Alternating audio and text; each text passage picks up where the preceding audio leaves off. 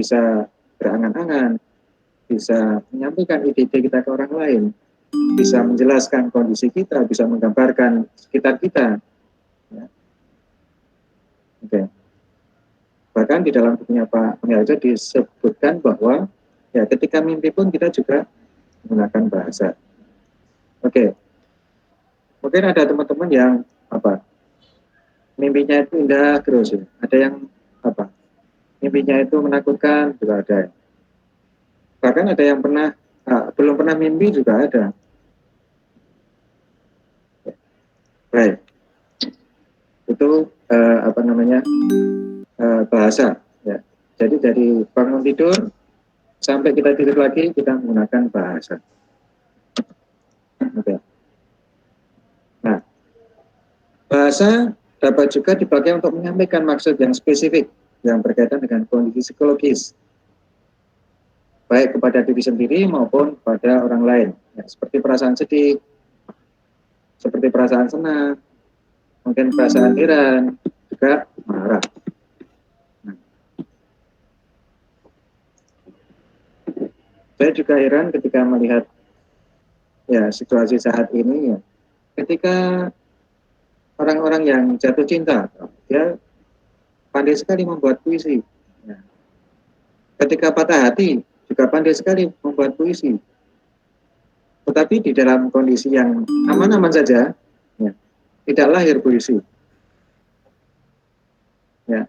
Mungkin bagi teman-teman yang sudah terbiasa menulis puisi, ya dia dalam kondisi apapun bisa. Ya. Dalam kondisi apapun bisa menulis puisi.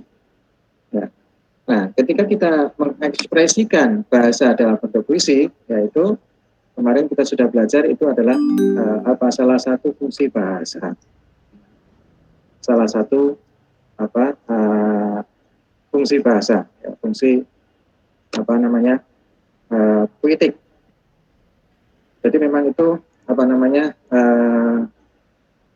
rasa yang dimiliki oleh manusia yang kadang-kadang bisa diungkapkan, ya, mungkin lewat lisan atau mungkin lewat tulisan. Nah, oke. Jadi dengan bahasa kita bisa maksud yang spesifik ya, yang berkaitan dengan kondisi psikologis. Oke.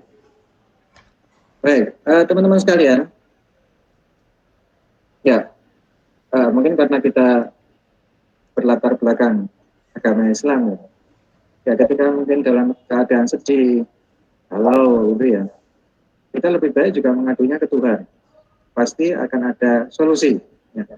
Tapi kalau ngadunya itu di medsos, ya, ada 3 hal. Ya. Mungkin ada orang yang mengejek, malah menghina.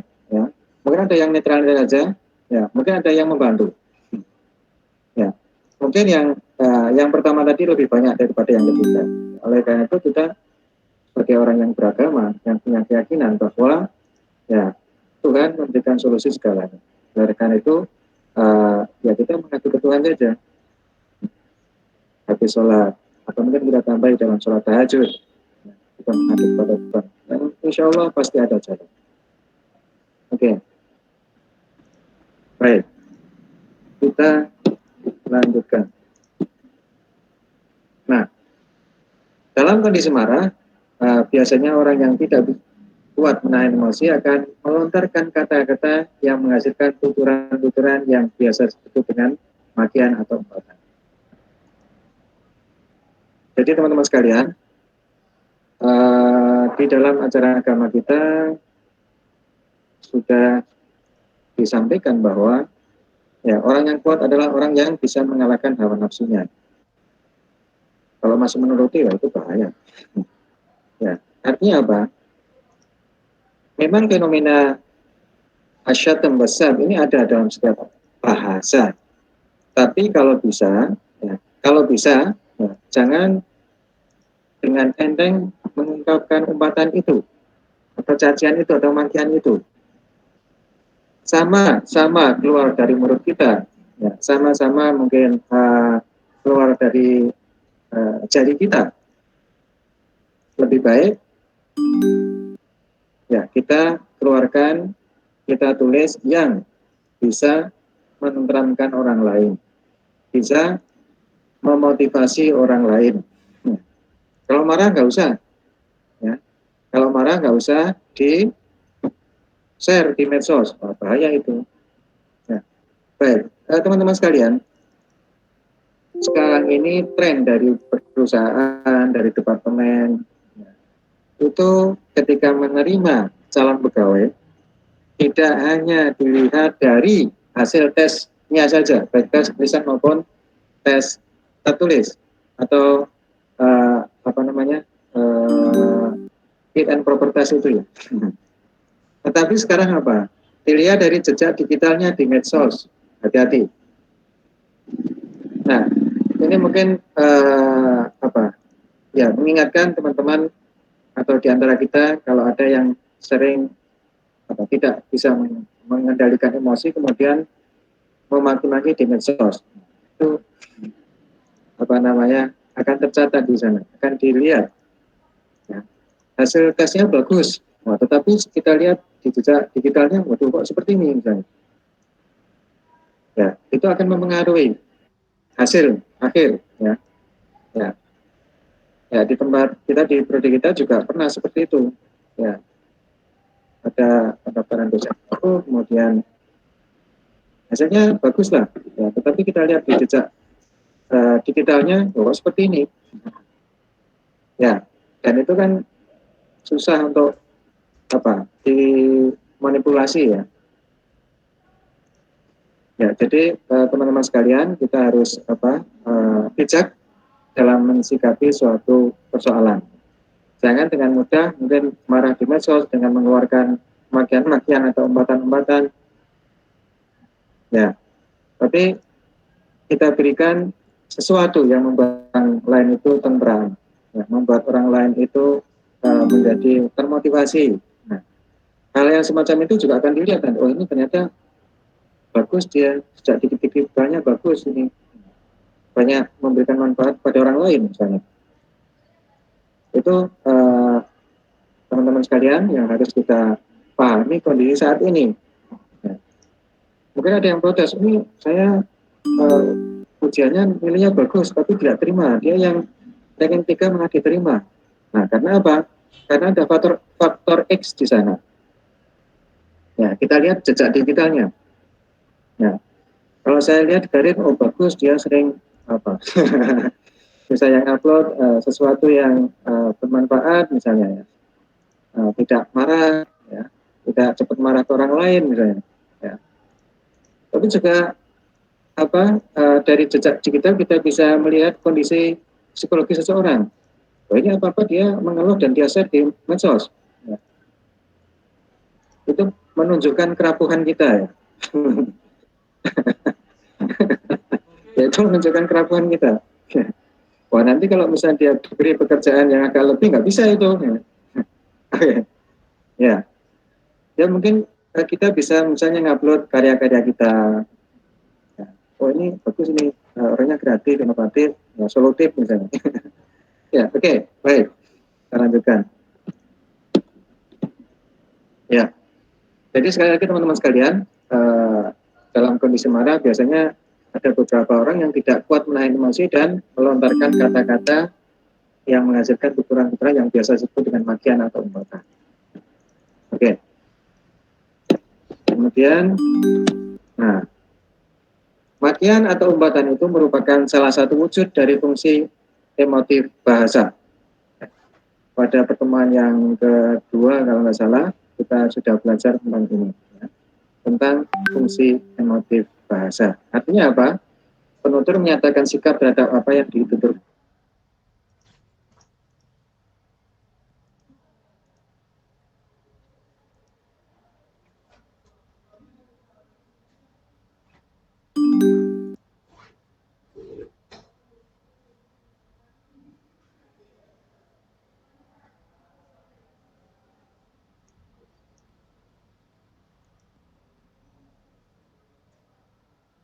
Bahkan bahasa Jawa Moko.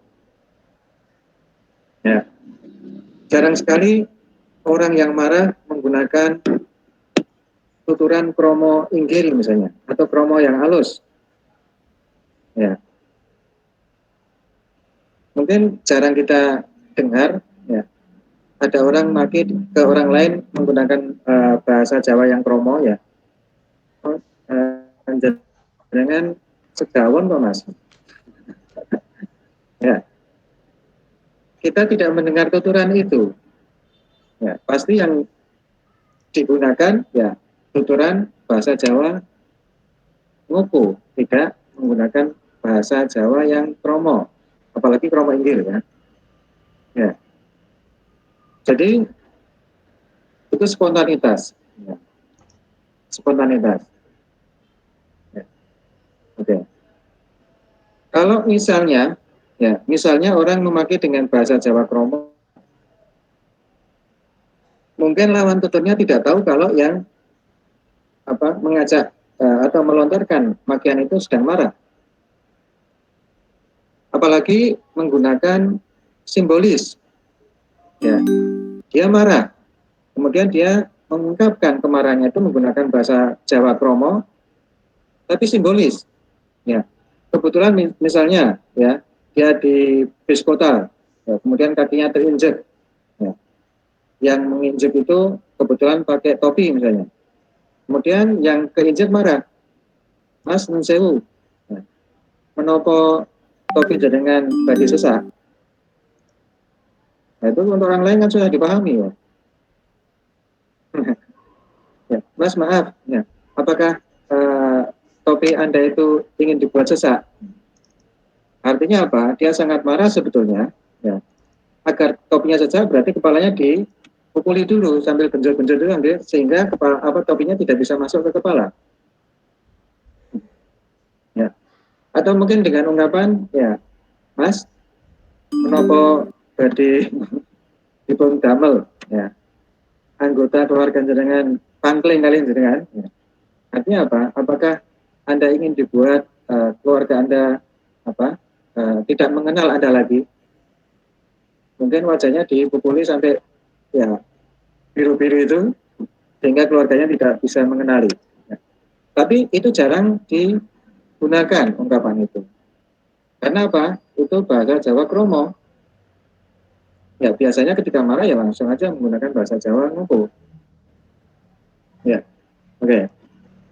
Jadi dari bentuknya saja pasti menggunakan bahasa yang informal. Ya.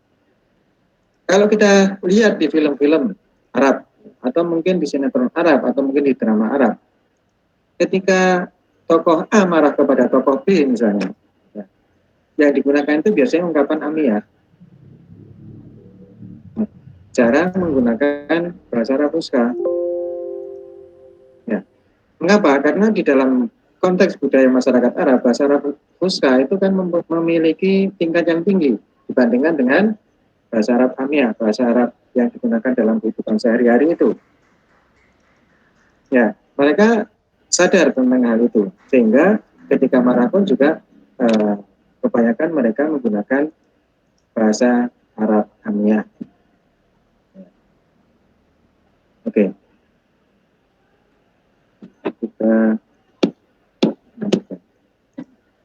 Nah, penutur bukan hanya mengungkapkan emosi lewat bahasa, ya, tetapi juga memperlihatkan emosi ketika menuturkannya, sehingga dia dapat diketahui apakah dia itu dalam keadaan marah, sedih, atau senang. Ya. Khususnya ketika dia marah, pasti juga ketika menuturkan ungkapan-ungkapan kemarahan itu juga raut mukanya pasti berbeda. Ya. Nada bahasanya pasti juga beda. Ya. Tidak mungkin orang marah nada bahasanya mendatar dan menurun. Ya, pasti naik. Ya. Ya. Ya. Kemudian Wijana menjelaskan bahwa kata-kata makian mempunyai kedudukan yang sentral di dalam aktivitas komunikasi secara verbal sebagai salah satu sarana untuk menjalankan fungsi emosi bahasa. Ini seperti yang saya sampaikan tadi bahwa yang namanya makian, yang namanya umbatan atau syatam wasab itu universal, ada di setiap bahasa, termasuk juga di dalam bahasa Arab. Oke. Nah, fungsi motif, yaitu fungsi untuk menyatakan perasaan, ya merupakan salah satu fungsi bahasa yang terpenting, di samping 5 fungsi yang lainnya, ya seperti yang dulu pernah kita pelajari, ada fungsi referensial, kemudian metalikoa, puitik, dan fatis. Kalau fatis itu ya seperti ungkapan selamat pagi, selamat siang, assalamualaikum, hanya untuk membuka persaudaraan. Oke, baik, kita lanjutkan teman-teman. Nah, ini ungkapan-ungkapan makian atau umpatan yang dilontarkan menurut penutur barangkali akan mempengaruhi kondisi psikologis dan perilaku mitra tuturnya, karena makian tersebut biasanya diucapkan dengan emosi atau nada yang tinggi dan kurang enak didengar. Ya, ya. Jadi sekali lagi teman-teman sekalian, ya ketika kita tidak bisa menahan emosi, ya mungkin jangan mengeluarkan kata-kata makian, tapi mungkin dengan asma Allah saja, ya. Ya, biar sama-sama keluar, tapi yang satu punya nilai ibadah, yang satu kan tidak. Nah, itu yang mengandung nilai ibadah saja. Baik, itu satu sisi. Jadi teman-teman sekalian, ya ungkapan makian itu akan mempengaruhi kondisi psikologis dan perilaku mitra tutur. Karena apa? Itu disampaikan bahwa biasanya ungkapan kemarahan, ungkapan makian, ungkapan umpatan itu diucapkan dengan nada tinggi dan biasanya kurang enak didengar. Ya, oke. Nah, ungkapan yang kurang enak didengar itu apa? Nanti akan kita lihat satu persatu. Ada yang kaitannya dengan A, B, C, D sampai F. Ya. Oke. Baik. Nah, ini yang tadi saya sampaikan bahwa makian atau asyatam itu tidak hanya dimiliki atau didominasi oleh satu bangsa saja, ya, tetapi dikenal secara universal, ada di dalam semua bahasa, ya, termasuk dalam bahasa Arab. Memang di dalam semua bahasa itu mempunyai fenomena makian ini, tetapi juga ada beberapa bentuk yang berbeda di dalam mengungkapkannya. Sekali lagi ini terkait dengan hubungan antara bahasa dan budaya.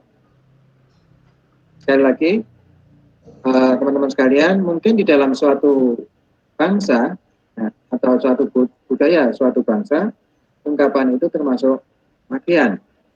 Tetapi untuk bangsa lain mungkin tidak. Ya. Nah, ini seperti di dalam paradigma kecantikan bagi bangsa kita dan bangsa lain kan beda, ya.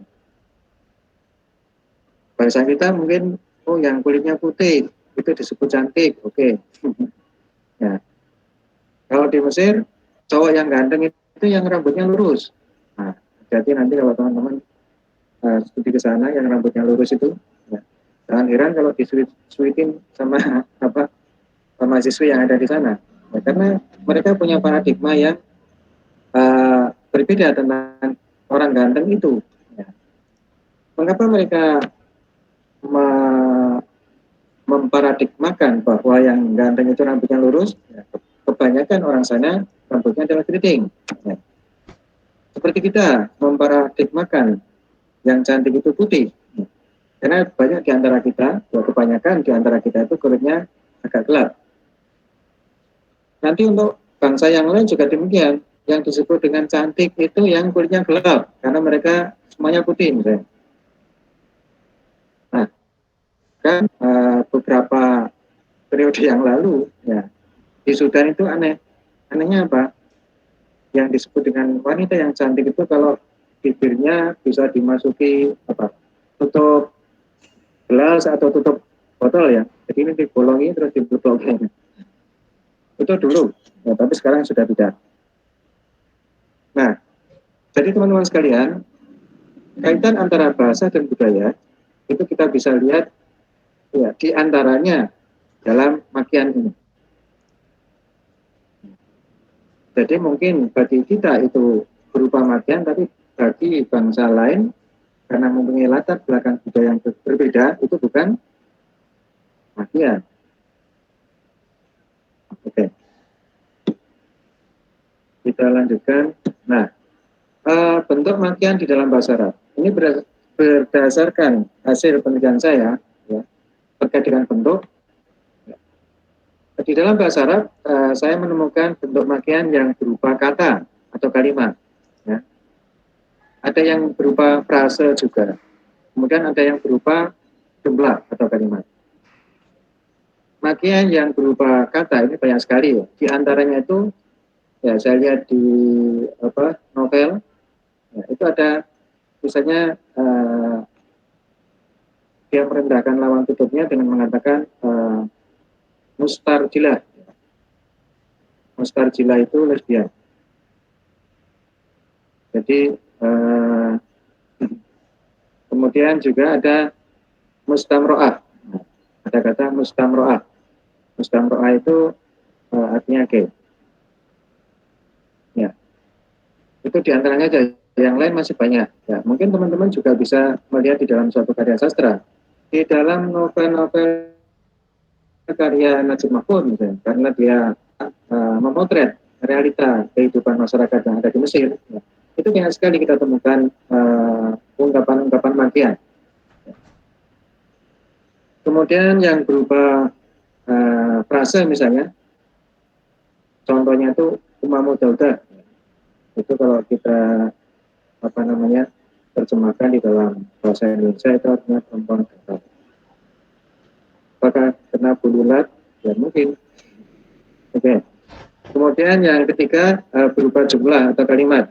Nah, ini teman-teman sekalian yang saya sampaikan tadi, ya, ini ada ungkapan anta Taurat. Ya, anta kan laki-laki, mengapa menggunakan Taurat? Nah, itu.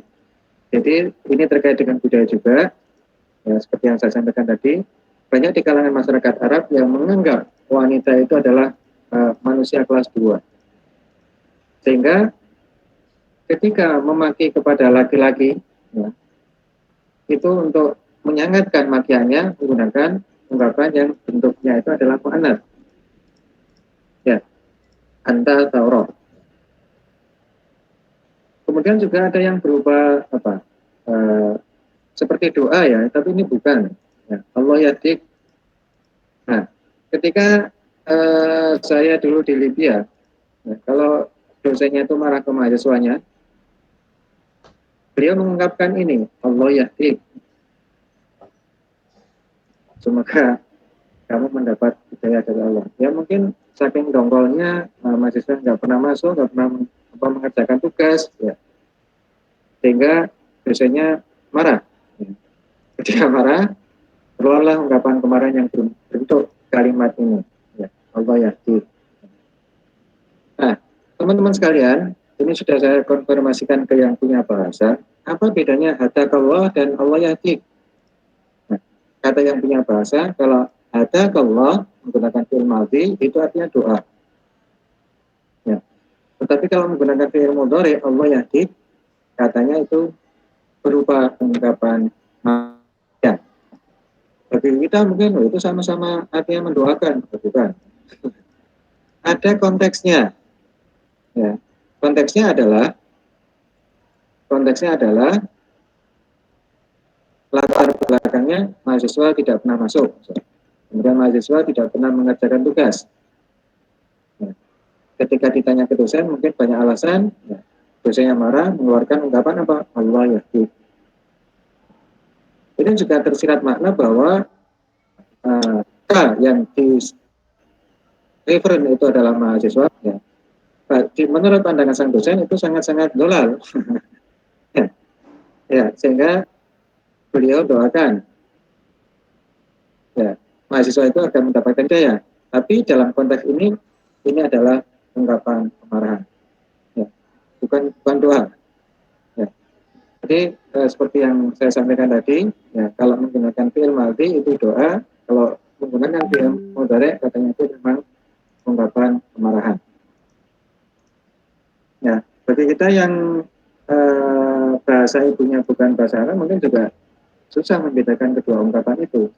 Kalau hati, tapi ternyata yang satu punya konsekuensi psikologis, mempunyai konsekuensi sosiologis. Ya. Yang satu doa, yang satu ungkapan kemarahan. Ya. Jadi teman-teman sekalian, saya kira nanti kalau teman-teman meneliti makian di dalam novel apa, atau di dalam drama apa, atau mungkin di dalam sinetron apa, ini Arab ya konteksnya, pasti akan menemukan ketiga hal ini. Ada makian yang berbentuk kata, kemudian ada makian yang berbentuk frase, kemudian ada juga yang berbentuk jumlah atau kalimat. Ya, sekali lagi, yang ketiga itu bukan kalimat yang tidak berterima. Dalam konteks makian itu berterima karena apa? Untuk mengingatkan, ya, untuk mengingatkan kemarahan penuturnya kepada mitra tuturnya yang dimaki. Oke, kita lanjutkan. Nah, teman-teman sekalian, ketika seseorang tadi menggunakan bentuk makian, kata, frase, dan juga kalimat, ya, pasti di sana ada referennya. Referen itu yang kata itu merujuk ke apa? Ternyata setelah saya lihat di sini ada 6. Ya. Yang pertama adalah makian yang referennya yang ditunjuk itu adalah binatang, kelompok binatang. Kemudian makian yang referennya itu adalah profesi. Ya. Tentunya profesi yang menyimpang aturan. Ya. Gak mungkin kan orang marah itu menggunakan makian yang referennya itu profesi yang baik. Gak mungkin. Ya. Ya mungkin kamu pegawai bank. Enggak mungkin. Pasti apa namanya? Yang dipakai itu adalah kata yang mereferen ke profesi yang tidak baik. Nah, terkait dengan hal ini teman-teman sekalian mungkin ada beberapa makian di dalam bahasa Indonesia yang berasal dari bahasa Jawa. Ya.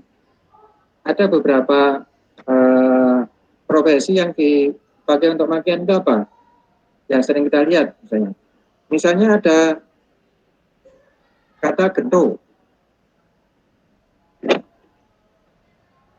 Oke.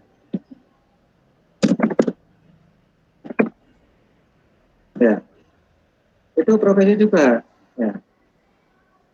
Tapi ketika untuk memaki itu menjadi kata yang punya konotasi negatif.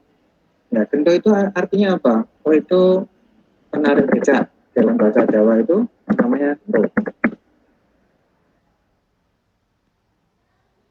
Ya. Kemudian ada ya bajingan. Bajingan itu sopir gerobak. Ya, tetangga saya itu komunitas apa namanya sopir gerobak. Ya. Karena dia orang kaya, ya. Sapinya besar, kemudian juga dia punya gerobak hias tradisional itu ada 3. Ya. Saya tanya, ini satu set gerobak ini harganya berapa? Sekitar 250 juta katanya. Mahal juga ya. Ya kalau apa namanya setiap bulan Agustus ya sebelum pandemi, tapi kemarin juga ada ya akhir-akhir ini itu ada parade bajingan ya se-Kecamatan Prambanan, ngumpulnya di lapangan dekat rumah saya. Ya. Jadi saya pernah mereka berkumpul, kemudian saya potret ya, di kaosnya itu ada tulisan apa? Total bajingan. Ya, ya. Karena ini dalam arti yang sesungguhnya. Artinya apa? Memang sopir gerobak itu namanya bajingan dalam bahasa Jawa. Ya. Tetapi kadang-kadang juga dipakai untuk apa namanya memaki. Ya, tapi kalau kita lihat asal usul makna katanya, yaitu bajingan itu adalah supir gerobak. Kemudian juga mungkin kita sering melihat ini atau mendengar kata ini. Nah, sontoloyo. Sontoloyo itu orang yang pekerjaannya itu menggembala bebek. Nah, orang yang pekerjaannya menggembala bebek itu namanya sontoloyo. Nah, tapi kata-kata ini kadang-kadang juga di apa namanya pakai untuk memaki. Oh, kamu sontoloyo. Hmm. Ya kalau memang pekerjaannya itu, ya memang saya sontoloyo karena saya menggembala bebek. Hmm. Oke, okay. Baik. Saya tidak tahu sejarahnya mengapa ketika profesi ini ya sering dipakai untuk memaki. Ya, oke. Okay. Kemudian ada kata kopla. Ya, kopla itu apa? Dalam bahasa Jawa itu artinya terminal gerobak. Ya. Tapi juga kadang-kadang ini bermetamorfose menjadi kata yang konotasinya negatif. Oh, kamu kopla misalnya. Ya, kopla itu mungkin ya nggak lengkap lah. Ya, mungkin kalau orang normal itu kapasitasnya 100%, dia mungkin hanya 50% gitu. Tapi kalau kita lihat asal-usul katanya, kopla itu terminal gerobak. Contohnya itu orang yang menggembala bebek, bajingan itu orang yang mengemudikan gerobak. Ya, tentu itu menarik beca. Ya. Tapi teman-teman sekalian, bagi orang yang tidak tahu asal-usul kata dan artinya, mungkin juga akan berpikiran negatif. Tetapi kalau kita lihat di KTP, ya ini tidak mungkin ada 1, 2, 3 ini. Lihat pekerjaan gendo, oh. Atau pekerjaan bajingan misalnya, atau pekerjaan sontoloyo ya. Kan tidak ada kan? Ya walaupun di dalam masyarakat ketika profesi ini ada, mungkin karena mempunyai konotasi yang tidak baik bagi suatu kalangan masyarakat, maka ya ini tidak diperinci di dalam profesi di KTP. Ya, mungkin swasta atau apa. Baik. Juga teman-teman sekalian, nanti ada beberapa kata yang sering dipakai untuk memaki. Itu kadang-kadang orang juga tidak tahu ini asalnya apa. Ya. Teman-teman sekalian, di dalam bahasa Jawa misalnya,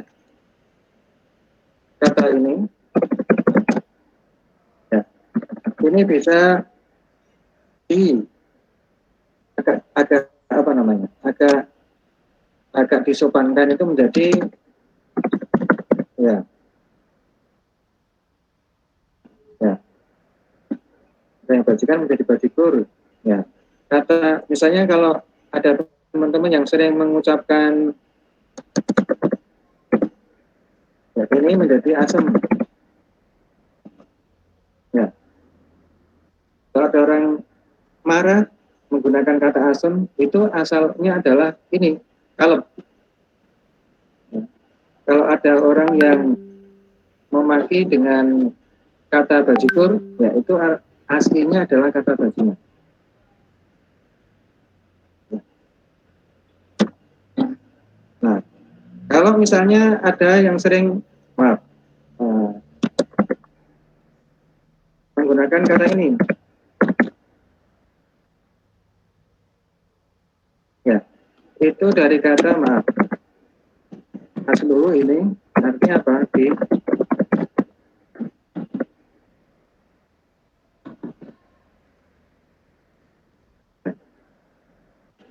Ya, Mengapa saya bisa menguraikan ini ya? Karena seorang bahasa ingin tahu itu sebetulnya asalnya apa gitu. Oh ternyata jantung itu dari kata jantung yang artinya disetujui. Oh asam, oh ternyata itu bentuk metamorfose dari kata asu. Nah, biar tidak kelihatan memakai, makanya ada perubahan fonem akhir ya, dari menjadi ya, ya. Kemudian dari ini juga ada perubahan fonem akhir. Nah, jadi ini jadi gur ini ya. Oke, baik. Ya itu beberapa tambahan saja ya.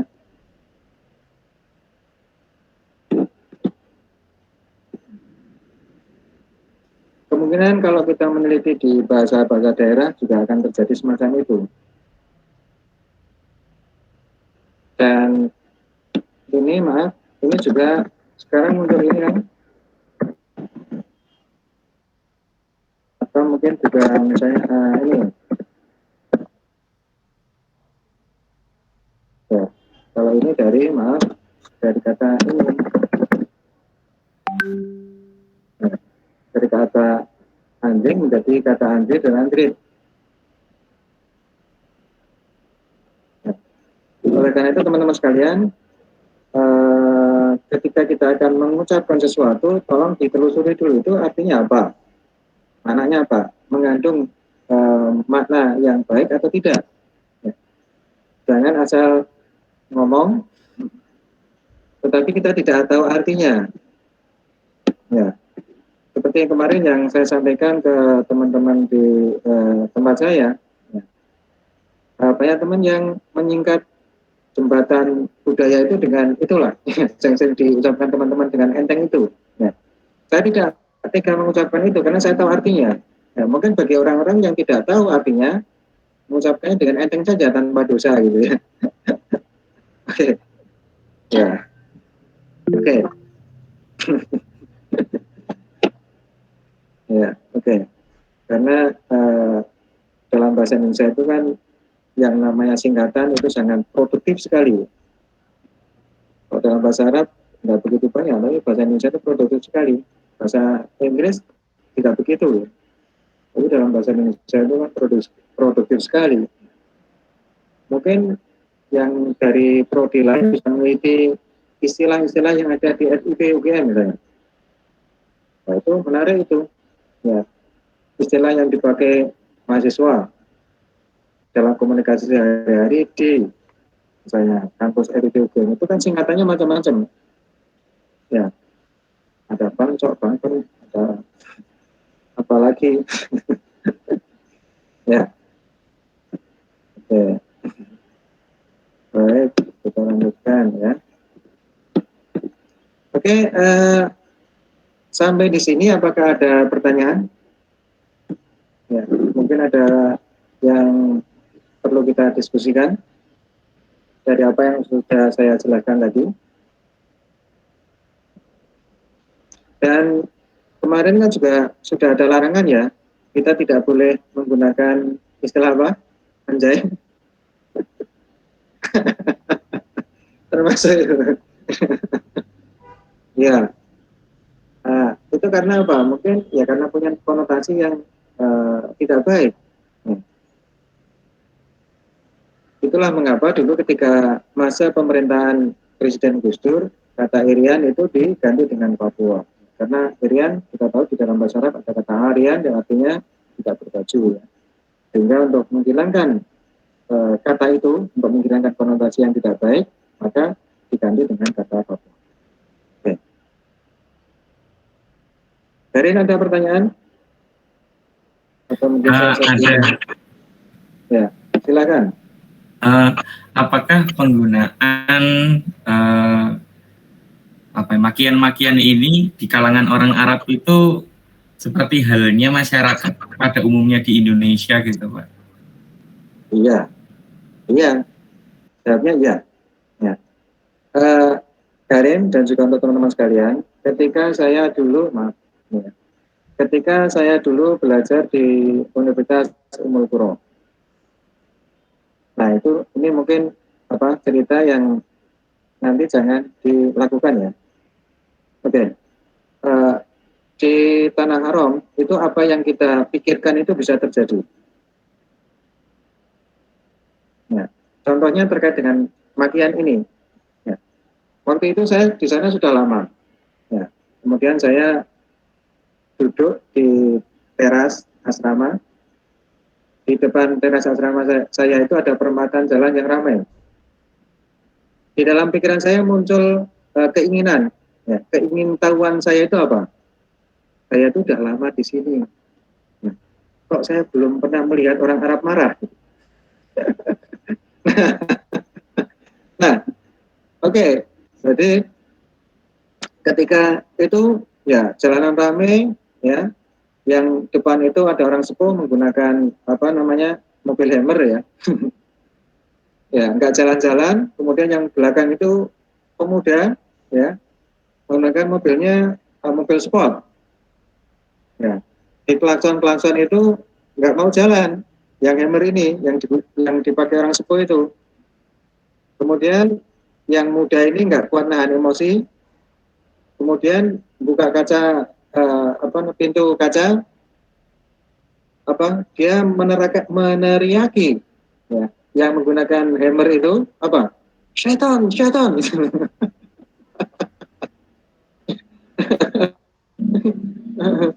Terus yang tua itu juga nyaut ya, hewan, hewan gitu. Akhirnya mereka keluar ya. Nah, mereka keluar sambil membawa stick softball itu ya. Nah, itulah teman-teman sekalian, di Mekah itu saya lihat tidak atau jarang kita temukan lapangan softball, tapi stick softball itu selalu habis. Oh, ternyata dipakai untuk senjata. Ya, begitu mereka keluar menggunakan stick itu, saya panggil teman-teman, ayo kita sholawat. Ya, Sallallahu alaihi Muhammad. Mereka akhirnya damai dan bubar. Ya, saya langsung astagfirullahaladzim ya. Ya, oke. Jadi itu ya, jawaban saya iya. Ya. Oleh karena itu di awal tadi di dalam pengantar saya sudah saya sampaikan bahwa ini fenomena universal ada di setiap bahasa. Termasuk artinya apa? Di dalam masyarakat Arab pun ketika marah juga ungkapan-ungkapan makian itu sering muncul. Tidak hanya subhanallah saja ya, tetapi ungkapan-ungkapan makian ini juga muncul. Ya, itu contoh yang tidak baik. Ya, pernah juga ketika sholat isya itu ya. Ya, pernah sholat isya ada teman saya di samping, ya, kita sholat gitu. Nah, teman saya itu nggak tahu latar belakangnya ya, tiba-tiba ada orang mukuli dia, pok, pok, pok, pok. Padahal sedang sholat. Terus setelah selesai salam, dia berpikir, kok saya tadi dipukuli orang ya? Ya, istighfar saja Pak. Ya, mungkin Bapak orang yang tidak berdosa sehingga di sini dibalas. Oh ya, terus dia istighfar. Ya, ya itu tanah haram, tanah yang suci. Ya, nanti untuk teman-teman yang ke sana pun juga berpikirlah yang positif sehingga hasilnya juga baik bagi kita dan orang lain. Ya. Pernah ketika pas musim panas, saya tidak merasakan panas sama sekali. Ya, ketika Jumatan itu ya karena sudah lama, ya, saya berbisik ke teman saya, Mas, kita di sini kan ini sekarang masuk musim panas ya, tapi kita kok nggak pernah merasakan panas ya. Nah, begitu saya mengucapkan seperti itu, apa yang terjadi? Panas sekali, ya, langsung keringat pada bercucuran itu sampai saya keluar darah dari hidung. Ya. Saya istighfar ya, saya istighfar. Artinya apa teman-teman sekalian? Di sana itu tanah suci, ya, tanah haram, tanah yang dimuliakan. Apa yang kita pikirkan pun juga akan terjadi. Oleh karena itu kan di sana tempat yang mustajab untuk berdoa. gitu. Oke, banyak hal ya, banyak hal yang seperti itu. Ya. Juga ketika kita sedang Jumatan di Jumat yang lain, ya. Saya dengan teman saya, kita sudah membawa plastik kresek untuk sandal kita itu, Mas, kita letakkan sandal kita di sini saja. Mudah-mudahan tidak hilang. Ini pas musim panas. Kalau kita tidak pakai alas kaki, pasti kaki kita sakit. Jawaban teman saya itu apa? Oh, nggak apa-apa, taruh sini saja. Ya. Kalau sandalnya hilang, saya ikhlas kok. Kalau saya timbali begini, Mas jangan sampai hilang sandal kita, nanti kita kesulitan untuk jalan. Kan panas sekali itu ya. Ya, kemudian sudah sandal teman saya dibawa, kemudian saya tumpangi dengan sandal saya. Nah, ketika Jumatan selesai, yang hilang sandal teman saya. Kalau bedanya kalau misalnya orang mengambil kan gampang yang di atas kan. Ya, ya. Jadi hati-hati kalau berbicara ya, karena apa? Yang kita omongkan itu bisa terjadi. Ini bukan cerita tapi fakta. Benar-benar terjadi. Ya. Oke. Baik. Kembali lagi ke materi kita, menjawab pertanyaan dari Mas Karin tadi. Ya, intinya iya. Ya. Di dalam komunikasi sehari-hari pun ketika ada gesekan emosional ya pasti keluar makian itu. Tidak hanya doa, ya. Tidak hanya bacaan tasbih, ya, takmid, takbir, tapi juga ketika terjadi gesekan emosional, ya mereka juga mengeluarkan kata-kata itu. Ya. Jadi untuk gambaran sementara, teman-teman sekalian, lihatlah sinetron Arab, bagaimana mereka marah. Ya. Lihatlah atau bacalah karya-karya sastra. Ya. Ya. Bagaimana tokoh A marah kepada tokoh B misalnya. Ungkapannya seperti apa? Bentuknya apakah kata atau frasa atau kalimat? Kemudian referennya apa? Yang dituju itu apa? Yang dirujuk itu apa? Nah. Ya, oke. Baik. Ya, maaf, bukan ini.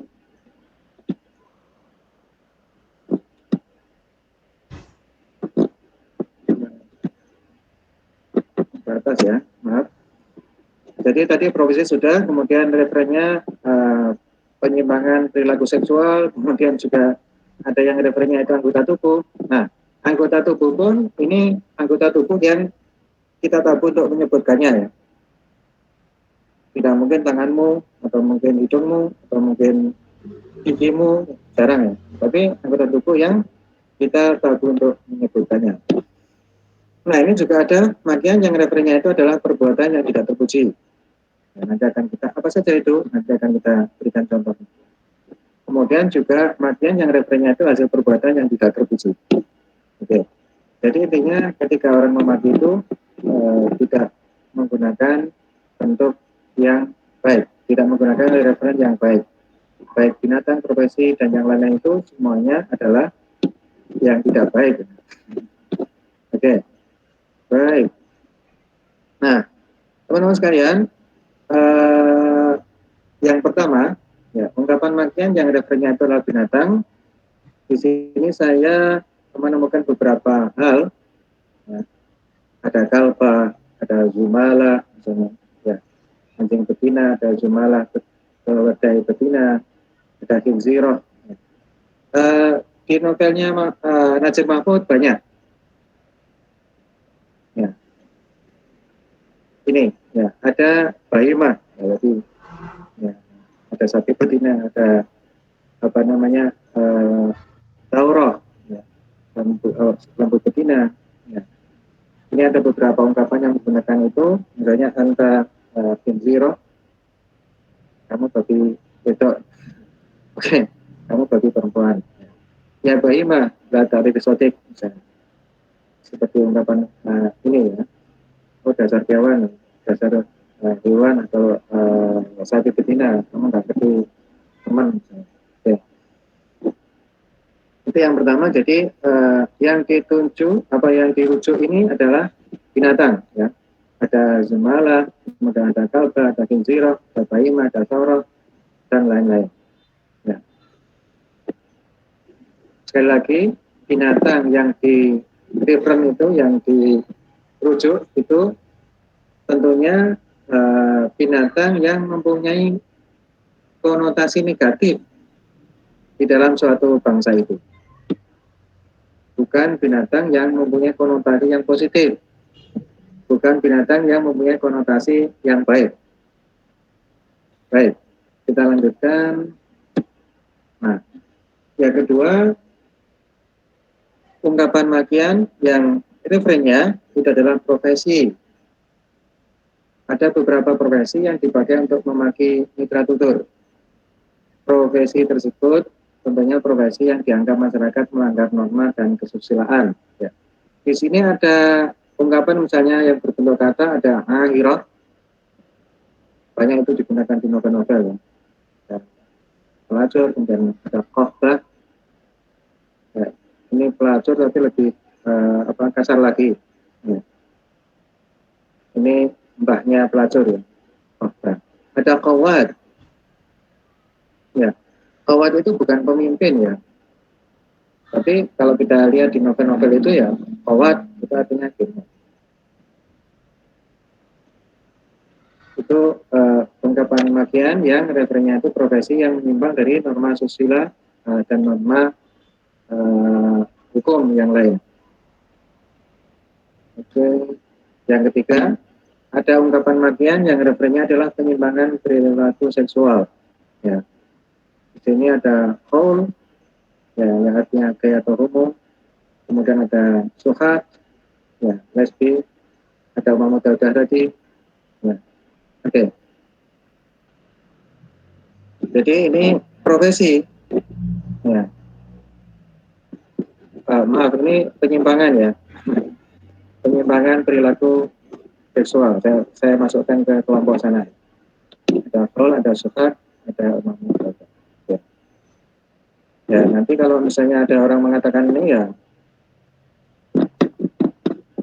apa namanya, itu artinya bukan mendoakan kita, tapi dia marah ke kita dengan ungkapan yang referennya adalah penyimpangan perilaku seksual. Kemudian yang keempat, ini ada ungkapan yang ungkapan makian yang referennya itu adalah ungkapan tubuh yang kadang-kadang masyarakat tabu untuk menyebutkannya, seperti yang saya sebutkan tadi. Ya, contohnya ini ada ini, ya, oke. Ya, mungkin di tempat kita juga ada, ya, di dalam makian bahasa Indonesia juga ada, mungkin di dalam ungkapan bahasa daerah yang lain mungkin juga ada. Oke, kemudian yang kelima ada ungkapan makian yang referennya adalah perbuatan yang tidak terpuji. Nah, ya, hakir ini artinya kecil atau wawiyah, ini juga hina rendah. Ya, amalun hakirun. Kemudian ada, ya, oke. Ini saya menemukan dua kata ini. Kemudian, ya, ada makian yang referennya hasil perbuatan dari yang tidak terpuji. Nah, ini ungkapan makian yang referennya merupakan hasil dari perbuatan yang tidak terpuji dan melanggar norma agama dan masyarakat. Ya. Ini kalau kita menemukan atau mendengar kata narol, itu juga merupakan ungkapan makian. Kata narol atau anak haram ini masuk ke dalam bahasa Indonesia menjadi nakal. Oke, nakal menjadi nakal dalam bahasa Indonesia. Tetapi di dalam bahasa Indonesia, nakal itu bukan anak haram artinya. Dia anak nakal. Mungkin sering memukuli temannya, musiki temannya. Ya. Oke. Tapi dalam konteks misalnya frase dia perempuan nakal di sini kan dia sebetulnya tidak nakal ya. Karena ketika ketemu seseorang tidak langsung dipukuli, diminta uang kan tidak. Ya, ya, itu contoh saja. Baik, kita lanjutkan teman-teman sekalian. Nah, ini penting bagi kita teman-teman sekalian. Jadi suatu ungkapan dikatakan makian atau umbatan itu sesuai dengan konteksnya. Artinya apa? Antara penutur dan metatutur itu mungkin sudah kenal, tapi karena ada gesekan emosi maka terjadilah dan keluarlah ungkapan makian itu. Tetapi misalnya ada dua orang yang sudah saling mengenal dan lama tidak bertemu. Ketika mungkin mereka berdua ketemu di negara asing atau di tempat lain, ya, kemudian salah seorang mengatakan jancuk, ya, isu urip tokon misalnya. Ini bukan termasuk ungkapan makian, tetapi termasuk dalam ungkapan batik. Artinya apa? Itu ungkapan persaudaraan. Ya, ungkapan persaudaraan. Mungkin juga untuk teman-teman pada masa sekarang ini juga sering beberapa menggunakan ungkapan makian, tetapi yang sifatnya itu adalah ungkapan persaudaraan atau ungkapan solidaritas sosial. Ya, mungkin yang seperti saya sebutkan tadi ada kata anjrit misalnya atau anja atau yang lain. Yang itu digunakan untuk ungkapan solidaritas, bukan digunakan untuk memaki. Jadi tidak hanya sekedar melihat bentuknya saja, tetapi juga kita harus melihat konteksnya. Kalau dari bentuknya oke, kita melihat itu ini ungkapan kebencian ini memaki. Ya. Tetapi tidak seperti itu. Kita lihat konteksnya seperti apa. Antara penutur dan metatutur itu saling mengenal enggak, latar belakangnya seperti apa enggak. Oh ternyata mereka itu teman dari SD, SMP, SMA sampai kuliah. Nah, ketika bekerja mereka sudah bisa lama tidak ketemu, dan ketika ketemu mereka mengucapkan ini salah satunya. Oke. Dan ini dipahami oleh baik metatutur maupun penuturnya. Ini bukan kebencian, ini bukan makian, tapi ini ungkapan persaudaraan. Ya. Jadi nanti hati-hati ketika mengumpulkan data penelitian terkait dengan makian itu, kita lihat konteksnya dulu. Ya. Apakah ini ungkapan makian atau ini ungkapan persaudaraan. Nah, kemarin ketika saya menguji skripsi juga menemukan hal-hal semacam ini. Ya, ini bukan termasuk makian. Ini ungkapan persaudaraan. Nah, gitu. Jadi kita harus jeli ketika mengidentifikasi suatu data, ya, apakah termasuk makian atau ungkapan persaudaraan. Oke, baik, ya. Di dalam bahasa Arab kita juga sering menemukan, ya, kita sering menemukan ungkapan qatalullah di buku Fiqhul yang saya lupa ngarang siapa, saya menemukan ungkapan ini. Ya. Jadi ungkapan ini bukan ungkapan kemarahan penutur kepada metatutur agar metatuturnya itu dibunuh oleh Allah, oh bukan. Kita lihat konteksnya dulu. Misalnya penulis atau penyair A karyanya luar biasa, dia banyak mendapatkan hadiah karya sastra misalnya. Terus di sela-sela ungkapannya itu penulis mengatakan qatalahullah. Ya, itu bukan berarti penulis mendoakan ke penyair itu untuk segera mati, bukan. Ya, itu untuk memuji. Nah, ya. Kalau hanya melihat seperti itu mungkin ini ungkapan kebencian ini. Ini termasuk makian ini. Ya. Tetapi kalau kita lihat konteksnya, itu bukan memaki, tetapi itu ungkapan untuk memuji. Saking hebatnya, ya. Wah dia hebat sekali, karyanya banyak, ya. Saking banyaknya dia ikut lomba-lomba sastra. akhirnya dia mendapatkan juara satu dari berbagai lomba sastra. Ya, penghargaannya banyak, bahkan mendapatkan misalnya hadiah Nobel misalnya. Kemudian Qatallahu Allah.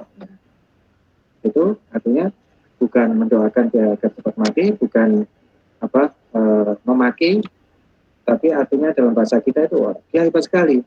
Nah, dalam bahasa Indonesia juga ada ungkapan semacam itu.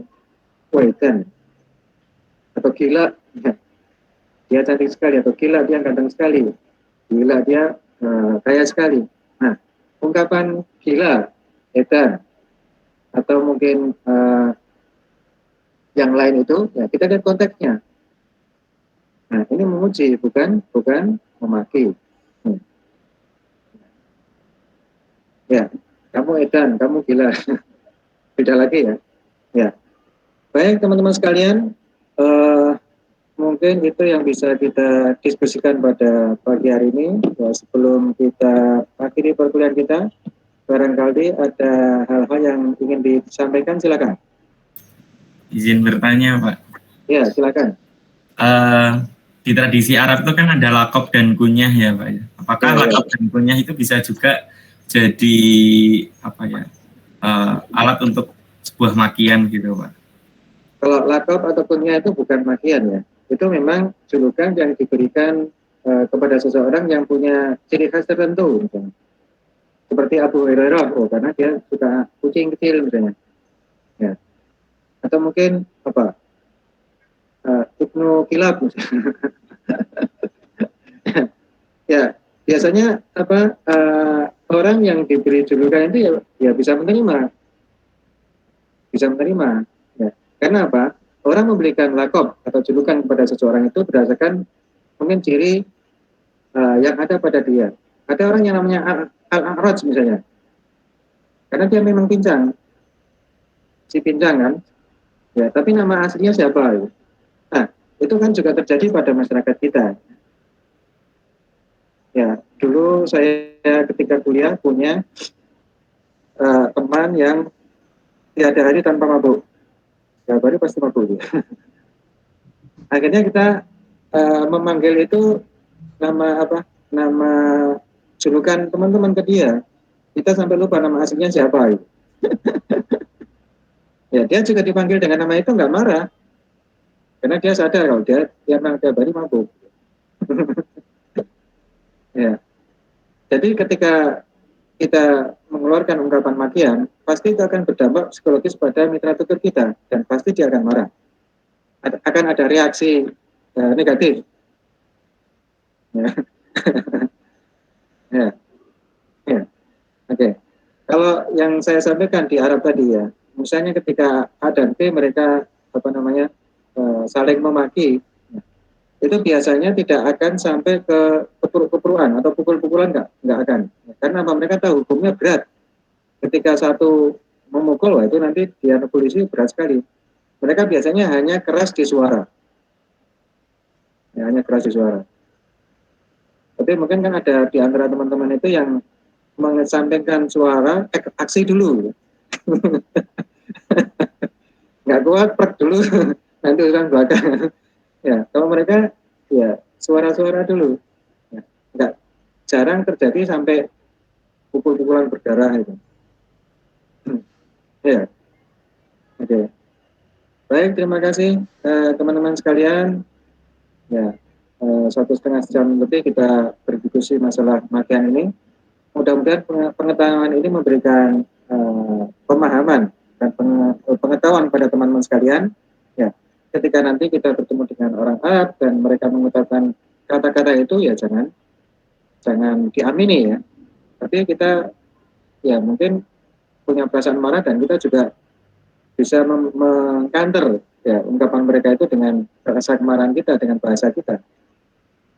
Ya, jadi secara universal bahasa Arab memang bahasa ada yang digunakan oleh masyarakat Arab. Yang notabene di sana ada yang Muslim dan ada yang tidak Muslim. Nah, di dalam komunikasi sehari-hari, ya, kadang-kadang ada gesekan emosional dan akhirnya keluarlah ungkapan-ungkapan yang disebut dengan makian ini. Dan kematian itu universal sifatnya, ada di setiap bahasa. Itu. Baik, terima kasih semuanya. Sampai ketemu pada pertemuan yang akan datang. Ya. Syukran katsiran ala husni ihtimamikum. Assalamualaikum warahmatullahi wabarakatuh.